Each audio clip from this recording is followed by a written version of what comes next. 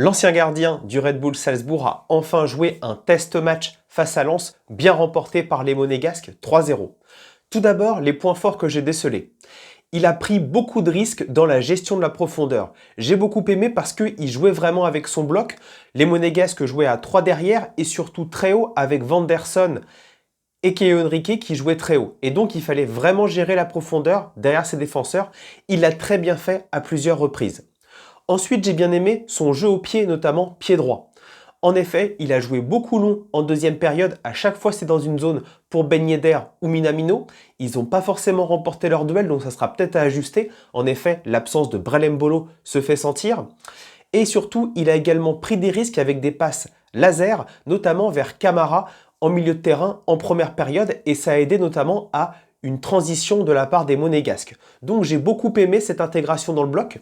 En plus de son arrêt sur le coup franc, notamment main opposée, franchement un très bel arrêt. Il n'a pas eu d'autre chose à faire parce que les Lensois ont été assez inoffensifs pendant ce match. Mais ça confirme ses bons arrêts, notamment de la première journée, par rapport notamment à son erreur qu'il avait réalisée avec les mains qui se tournent face à Clermont au tout début. Ensuite, ses points faibles. J'ai vu notamment un pied gauche un peu fébrile. En effet, à un moment donné, il a eu un ballon pied gauche, il l'a envoyé en touche. Une autre fois, il l'a envoyé à l'adversaire. Donc je pense que c'est également quelque chose à travailler. Ensuite, on l'a vu en fin de match, il a failli relancer les Lensois avec une mauvaise sortie aérienne.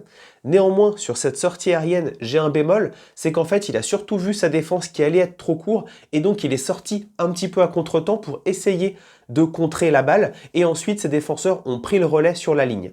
Mais néanmoins, on voit c'est un gardien, même s'il est grand, il est un petit peu frêle. Pour moi, c'est le moins costaud par rapport à ses défenseurs. Donc peut-être qu'il va se faire bouger sur cet aspect du jeu. Ça sera à lui de se faire mieux protéger par ses défenseurs et peut-être de ne pas y aller sur ce genre de ballon et d'être plus solide sur sa ligne de but par rapport à des têtes adverses.